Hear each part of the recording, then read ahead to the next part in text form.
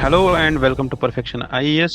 और आज हम डिस्कस करने वाले हैं इस वीडियो में द हिंदू के एडिटोरियल्स को। और द हिंदू का एडिटोरियल सेक्शन जो हम डिस्कस करेंगे, इसमें हमारे पास लीड एडिटोरियल होंगे, कुछ आर्टिकल होगा, दो लीड एडिटोरियल, एक आर्टिकल, एक ओपिनियन, और there will be this editorial about the Delhi and how the megacity regions are developing in India and how we can the global south or the global southeast asian nations or the southern nations can help or can learn something from delhi's model. Plus there was something which is relevant to covid-19 but more of a relevance to ethics paper। ठीक है, तो जहाँ पे आपको ये चीज काम आ सकती है, plus the circles of kindness जो यहाँ पे ऑथर डिस्कस कर रहे हैं, उसके बारे में we will discuss all of this. ठीक है, तो let's begin our discussion with the debt dilemma. ठीक है, अब debt dilemma, the author is a former member of 14th finance commission, और 14th फाइनेंस कमीशन का ये ऑथर है।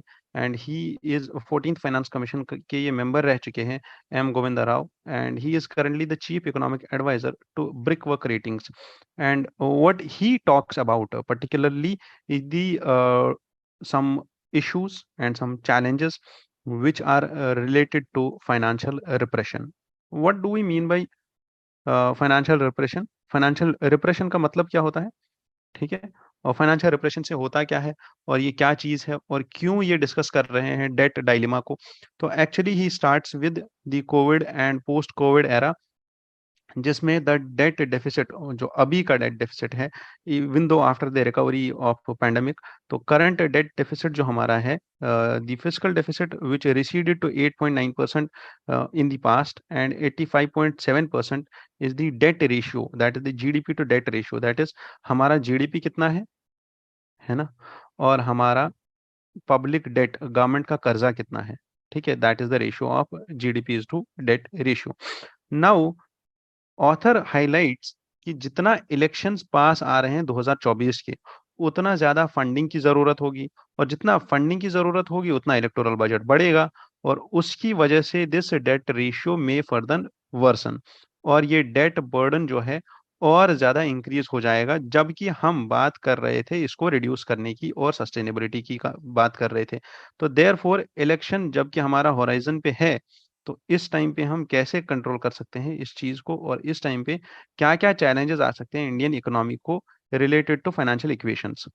ठीक है, तो डेट डायनामिक इक्वेशन जिसकी ये बात कर रहे हैं स्टेट्स दैट, सबसे पहली चीज, no primary deficit, there is no primary deficit. No primary deficit मतलब the fiscal deficit minus the legacy payments, जो हमने पिछले लोन्स ले रखे थे पिछले गवर्नमेंट्स ने, उन पे जो इंटरेस्ट पेमेंट्स जा रहे थे, उन इंटरेस्ट पेमेंट्स को हटाने के बाद जो फिस्कल डेफिसिट बचता है, that is fiscal deficit minus interest payments equals to primary deficit.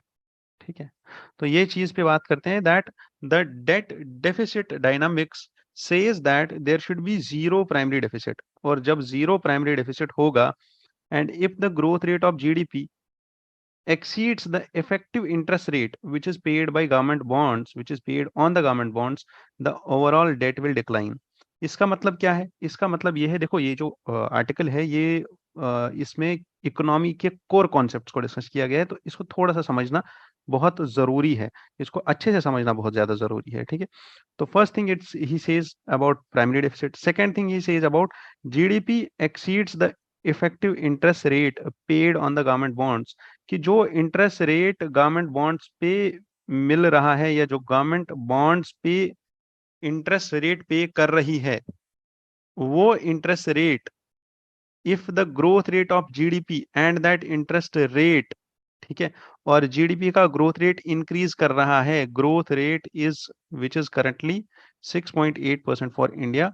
ठीक है, 6 to 7% इज एक्चुअली, तो this should be more than of what, of the interest rate which is being paid on the bonds, और जब ये होगा तभी हमारा decline आएगा ओवरऑल डेट में।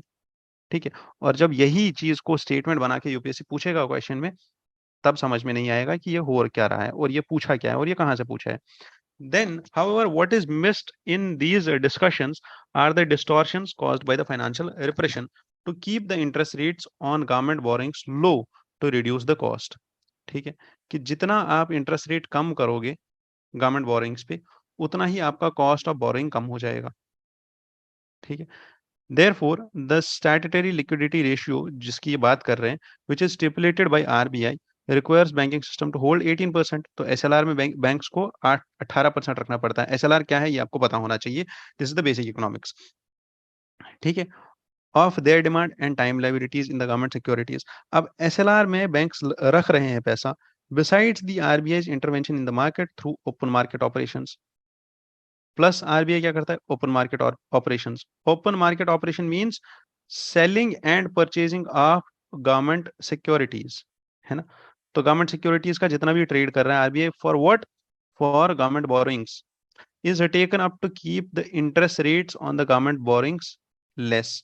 तो इंटरेस्ट रेट्स को फर्दर कम करने के लिए क्या है, ओपन मार्केट ऑपरेशंस, है ना। पहली चीज थी कि दी गवर्नमेंट बोरोइंग्स में इंटरेस्ट रेट कम होना चाहिए, और उसको कम करने के लिए सबसे पहले एसएलआर, क्योंकि एसएलआर का पैसा जाता है गवर्नमेंट सिक्योरिटी में यहाँ से। ठीक है, दूसरा ओपन मार्केट ऑपरेशंस, उससे इंटरेस्ट रेट और कम रहता है गवर्नमेंट बोरोइंग्स पे। So then overall interest rate कम रहता है। when the interest rate on government debt is lower than the growth of the GDP rate, the debt may decline but the financial market gets distorted।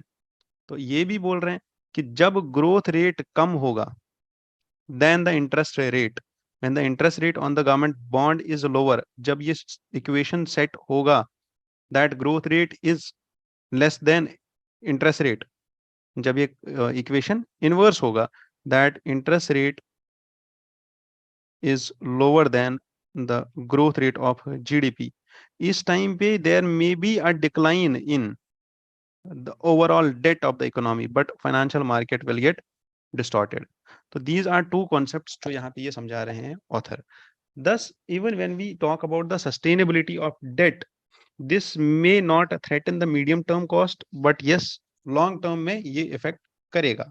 ठीक है, तो then the author talks about the challenges। ठीक है, कि इसको कैसे करना है और एक्चुअल में कंडीशन क्या है। So first thing he says that हमारे पास सबसे इंपॉर्टेंट चैलेंज क्या है, that is the interest payments. ठीक है, तो जो हम इंटरेस्ट पेमेंट्स कर रहे हैं which are around 5% of the GDP and 25% of the total revenue receipts. तो जितना भी पैसा गवर्नमेंट के पास आ रहा है वो सारा इंटरेस्ट पे करने में जा रहा है। So this is more than the government expenditure on education, health care and put together. So large interest payments they take out all the expenditure. तो जो गवर्नमेंट इंटरेस्ट पे कर रही है उन लोन्स पे, जो लोन्स आज से बहुत पहले लिए गए थे, उन लोन्स पे गवर्नमेंट इंटरेस्ट पे कर रही है। और उसकी वजह से हो क्या रहा है, उसकी वजह से हो ये रहा है कि एक्चुअल में दिक्कत यहाँ पे ये आ रहा है कि जो पैसा जाना चाहिए था ह्यूमन डेवलपमेंट में, जो पैसा जाना चाहिए था एक्सपेंडिचर में, इंफ्रास्ट्रक्चर में, वो पैसा जा रहा है इंटरेस्ट के लोन में। और वहीं पे अगर आप डेट देखो, वेस्ट बंगाल का, राजस्थान का, केरला का जो कर्जा है उनकी गवर्नमेंट्स का, स्टेट का जो कर्जा है, which is more then, way more than what was recommended by the commissions and the committees. Second thing is second thing is the high level of debt, which is debt which makes it difficult to calibrate counter cyclical fiscal policy, which makes it difficult to calibrate counter cyclical fiscal policy। अब ये fiscal policy या counter cyclical fiscal policy क्या होती है, ये cyclical fiscal policy क्या होती है, और what is cyclicity of the fiscal policy? It means that it refers to the change in the direction of the government expenditure and the taxes based on the economic conditions। and counter cyclical fiscal policy means when government takes steps, ठीक है, government takes steps that go against the direction of the economic or business cycle। ठीक है, government takes steps against business cycle। ठीक है, it takes those steps which are against the business cycles। ठीक है, और government जब ये steps लेती है which are against the business cycles, these steps are taken just to counter the recession or the slowdown, and government increases the expenditure and reduces the taxes in such conditions। And this will create a demand in the market, और जिससे क्या होगा, this will boost the economy. ठीक है, तो government क्या करेगी, expenditure increase करेगी, जिससे क्या होगा, डिमांड इंक्रीज होगा। डिमांड इंक्रीज होने से क्या होगा, बूम आएगा, और क्या होगा, रिसेशन डिक्रीज हो जाएगा। तो that is how, that's meant by counter cyclical fiscal policy. ठीक है, third thing is the debt market in India is largely captive with mainly commercial banks and insurance companies which are participating in it to meet the SLR requirements.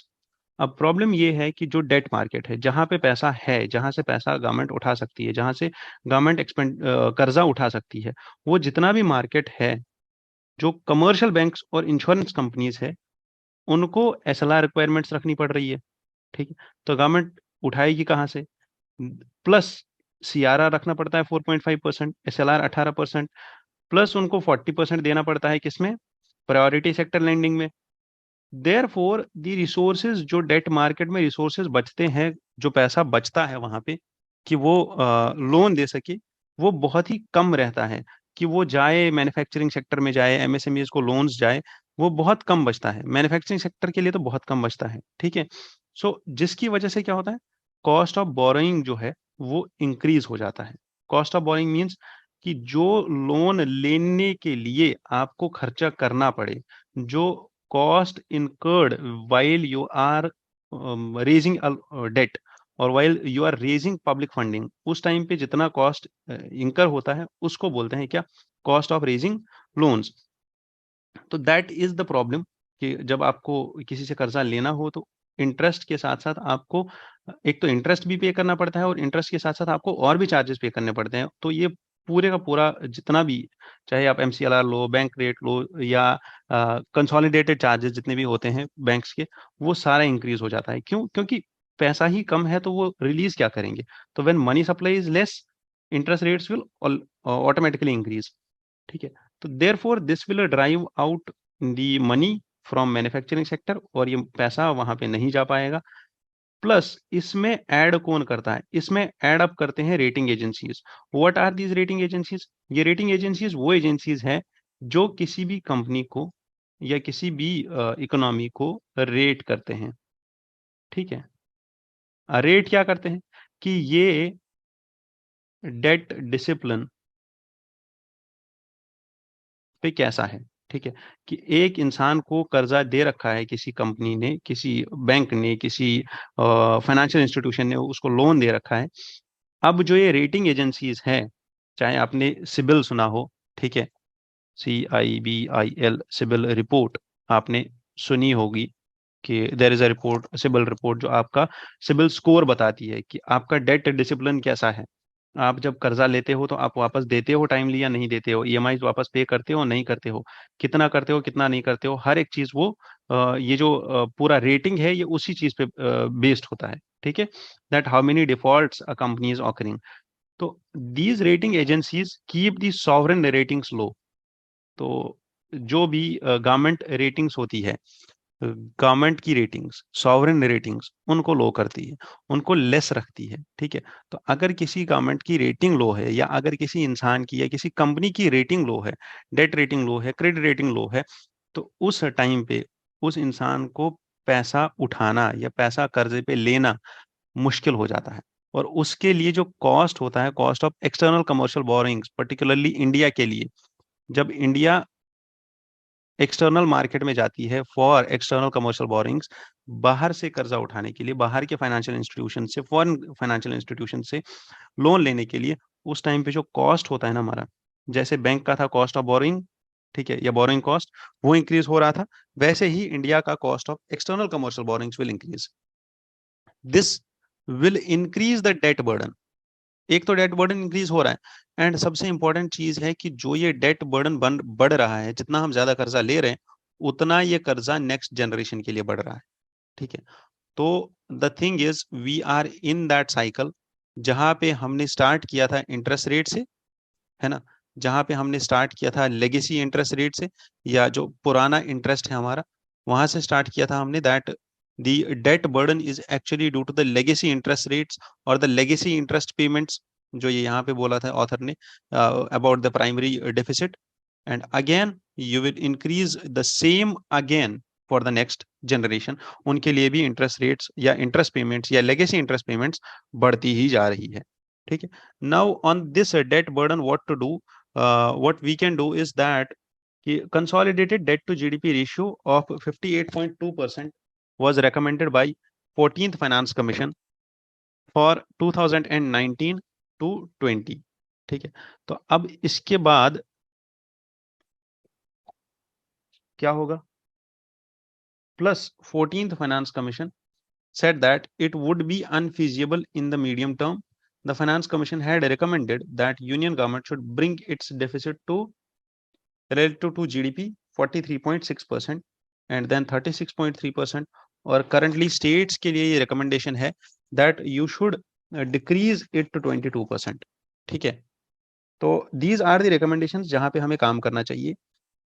Now this implies that every individual in the country bears a debt burden of 1,64,000, ठीक है, जितना अभी country में debt GDP to debt ratio है, ठीक है. तो उस हिसाब से the issue of critical importance therefore implies that we should fast pace the fiscal consolidation. तो अब जो रिफॉर्म लेना चाहिए वो क्या लेना चाहिए? फिस्कल कंसोलिडेशन पे.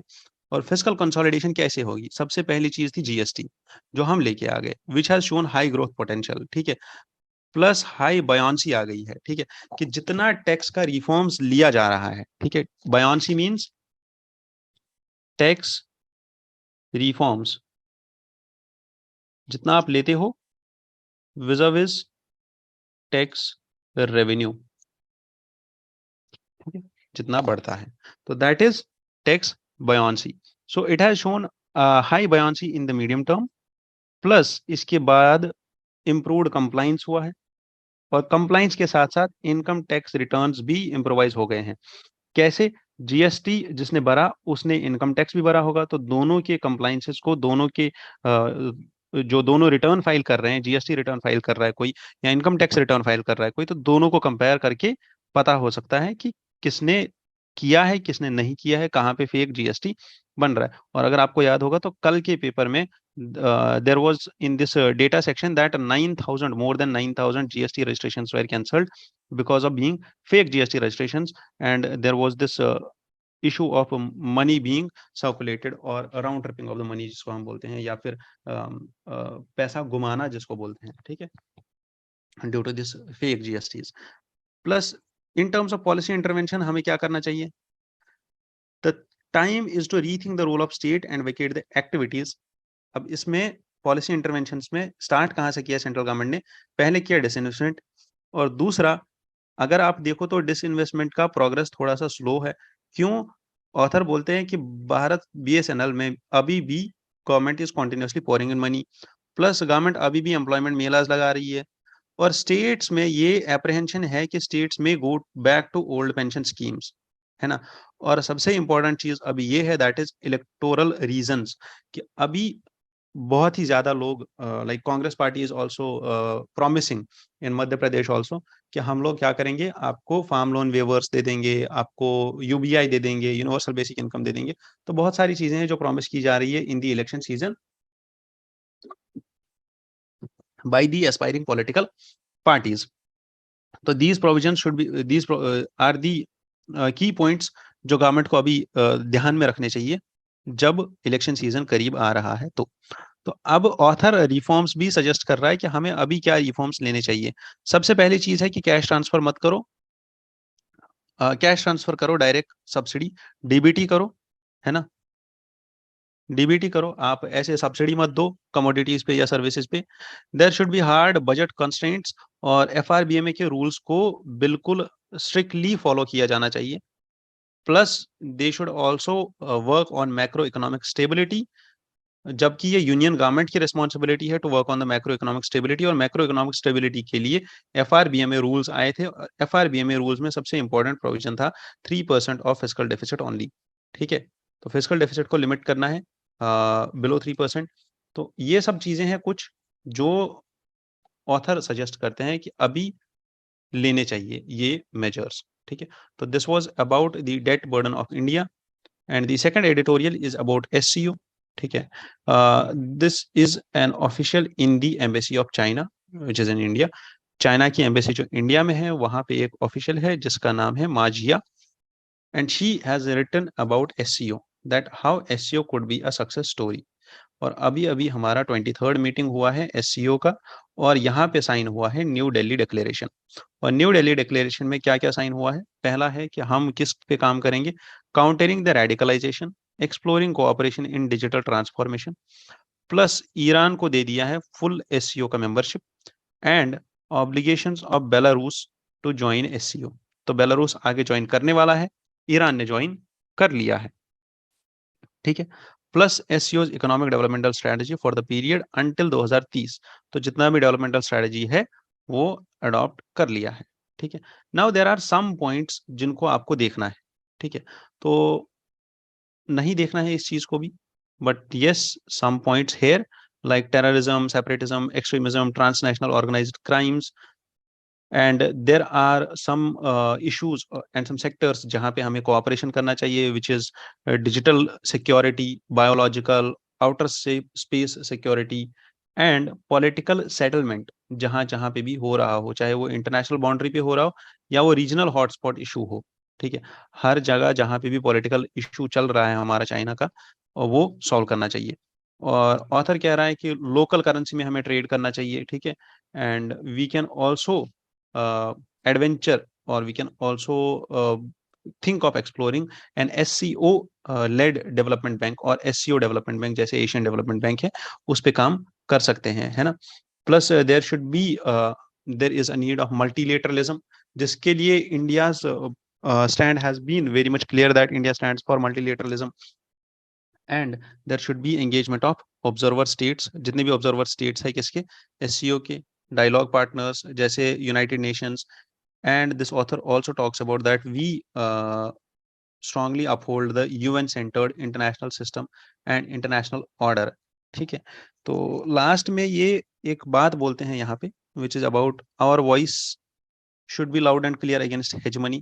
and ये जो hegemony का पॉइंट है, this is against what, the US hegemony, unilateralism, again USA only, cold war mentality, that is US and Russia।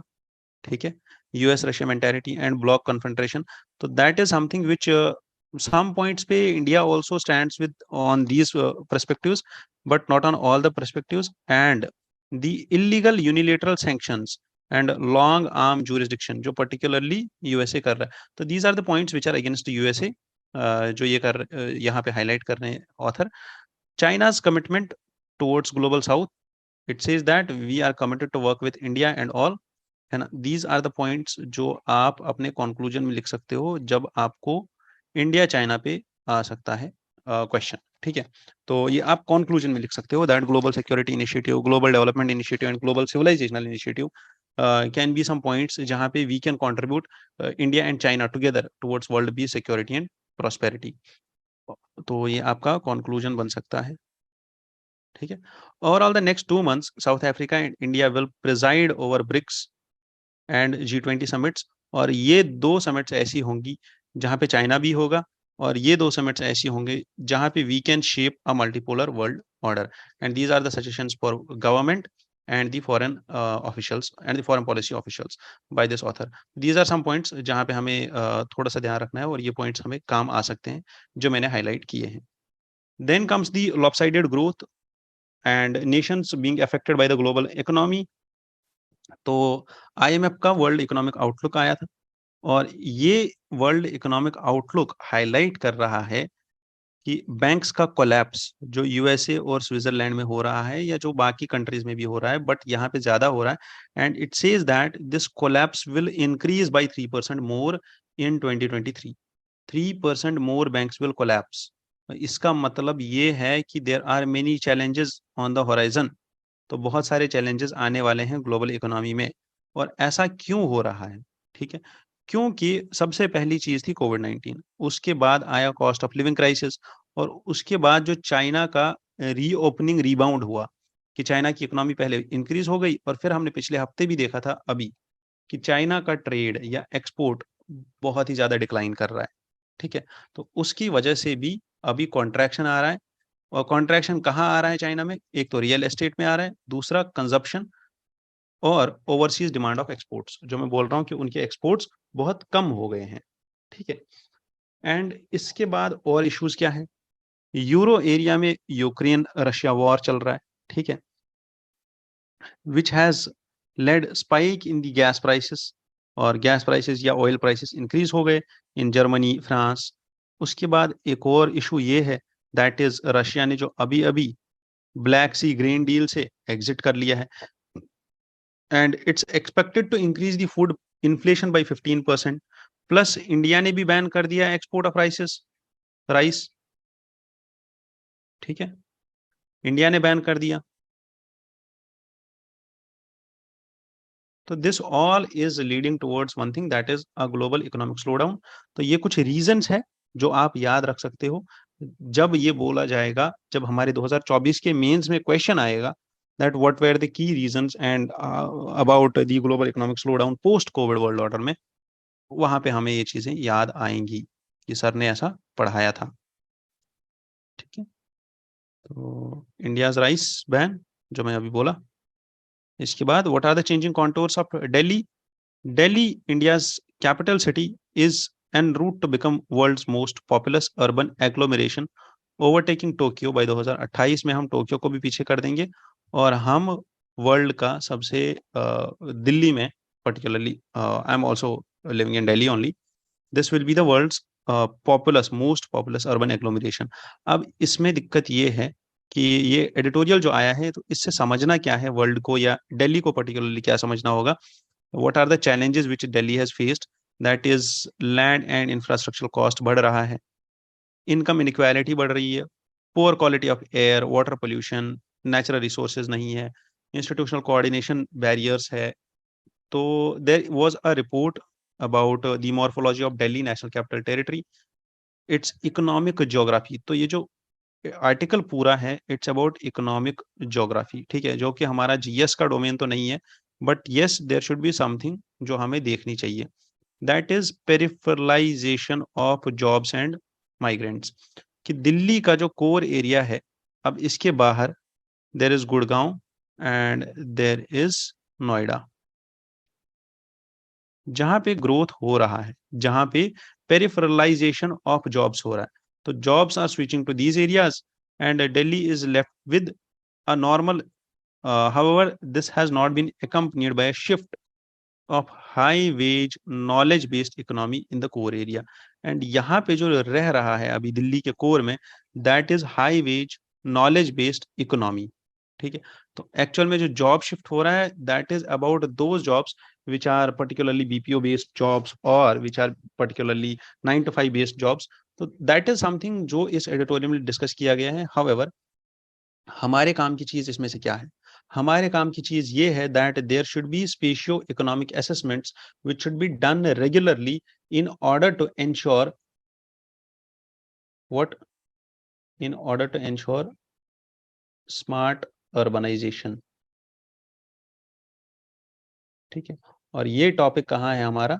ये टॉपिक है हमारा सोसाइटी का, और वो कहाँ है? वो है GS 1 का, ठीक है। तो that is what you can take away from this point. इसके बाद ये जो एडिटोरियल है दैट इज कोविड-19 and the state policy interventions during pandemic. अब पॉलिसी इंटरवेंशंस स्टेट ने बहुत की है, हमने देखा प्रधानमंत्री गरीब कल्याण योजना, हमने बहुत सारी योजनाएं देखी और हमने बहुत सारी चीजें देखी। दी ऑथर इज पर्टिकुलरली, बहुत सारी बुक्स के ऑथर्स हैं जो यहाँ पे there is criticism also and there is appreciation also, particularly of this gig workers act जो राजस्थान गवर्नमेंट ने, जो हमने कल भी डिस्कस किया था, गिग इकोनॉमी इंडिया में कितना रोल रखती है और गिग वर्कर्स एक्ट जो आया है राजस्थान में वो क्यों जरूरी है। तो गिग वर्कर्स एक्ट सबसे पहले सोशल सिक्योरिटी बेनिफिट के लिए वेलफेयर बोर्ड एस्टैब्लिश करेगा। वेलफेयर बोर्ड में सारे लोग होंगे, सारे स्टेक होल्डर्स होंगे। वेलफेयर बोर्ड के साथ साथ this will also establish a welfare fund and this will also impose a welfare cess, ठीक है, for those workers who are working on the basis of platform workers, जिनको हम बोलते हैं, ठीक है, और प्लेटफॉर्म बेस्ड गिग वर्कर्स। क्यों इनके लिए? क्योंकि इनके पास जॉब सिक्योरिटी नहीं है, और जब इनके पास जॉब सिक्योरिटी नहीं है तो ये लोग सबसे ज्यादा अफेक्ट हुए थे किसमें? कोविड-19 में। पहले इनके पास जॉब नहीं थी तो उसके बाद क्या ही जॉब आती इनके पास, है ना? So over 6 million people have died globally and over 5 lakh deaths have been recorded in India in covid.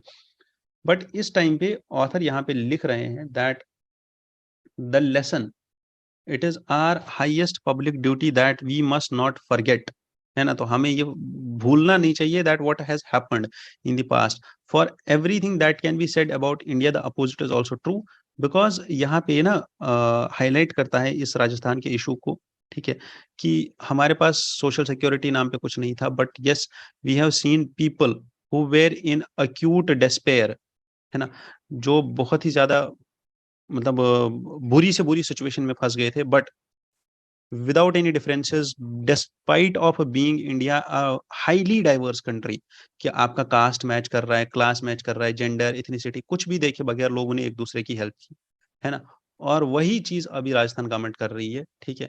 Weather India is focusing on growth led models और the developed economy led models, है ना, जो बाहर की कंट्रीज कर रही थी about privatization and all, but social security पे भी ध्यान दिया जा रहा है ना, वेलफेयर पे भी ध्यान दिया जा रहा है। इट्स नॉट लाइक दैट कि आप कैपिटलिज्म में या कैपिटलिस्ट सोसाइटी में देखो तो लेबर एक्सप्लॉइटेशन है ना? तो the other thing is that if India is following privatization, the other thing is also true about India. The opposite is also true about India, that India is also working on the welfare of the labor. Then he recounts several stories of circles of kindness. अब ये जो point है ना यहाँ पे, circles of kindness, इसको आप याद रखना और इसको आप एथिक्स के आंसर में यूज करना, या आप इसको अपने ऐसे के आंसर में यूज करना, that how a man dipping into the savings to feed others. जो उसने आज तक सेव कर रखा था वो निकाल के बाहर किचन लगा के सबको खिला रहा है कोविड के टाइम पे। फ्लड्स आए थे उस टाइम पे, गुरुद्वारों के दरवाजे खोल दिए गए ताकि मुस्लिम्स नमाज पढ़ सके, मस्जिदों के दरवाजे खोल दिए गए ताकि लोग बैठ पाए, रह पाए, है ना, जिनके पास रहने को जगह नहीं थी, ठीक है। पीपल स्टार्टेड कि सड़क के किनारे जूस बांटना, पानी बांटना, वाई?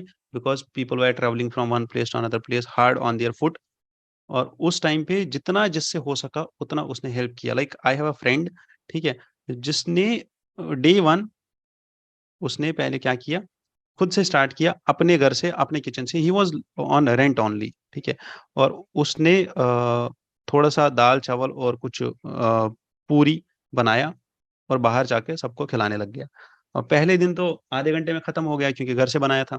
अगले दिन फिर किया, अगले दिन फिर किया, थर्ड डे उसको ओनर मिला अपना, ओनर ने भी उसको सपोर्ट किया, and then that thing continued for 15 days. और उसके बाद जितना भी सोसाइटी में लोग थे उन सब ने कंट्रीब्यूट करना स्टार्ट किया, और ये तब तक चला जब तक कोविड चल रहा था। तो that is how things happen and that's how you can take initiatives on your own from the day one. And this was all in the editorial discussion for today.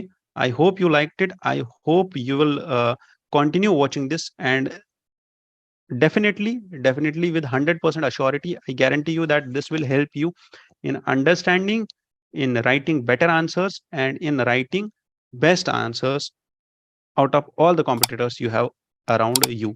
You have any problem, you can contact me on this number, ठीक है, you can write to me on WhatsApp, you can contact me on WhatsApp, and you can send your answers on this number also. I wholeheartedly welcome you at Perfection IES to meet me there. Perfection IES का office is in Karol Bagh, Delhi, metro, Karol Bagh metro, gate number 8, ठीक है। You have any issues for UPSC preparation, you can come and meet me there. We will resolve all of your issues. Thank you. Jai Bharat, Jai Hind, Jai Bharat.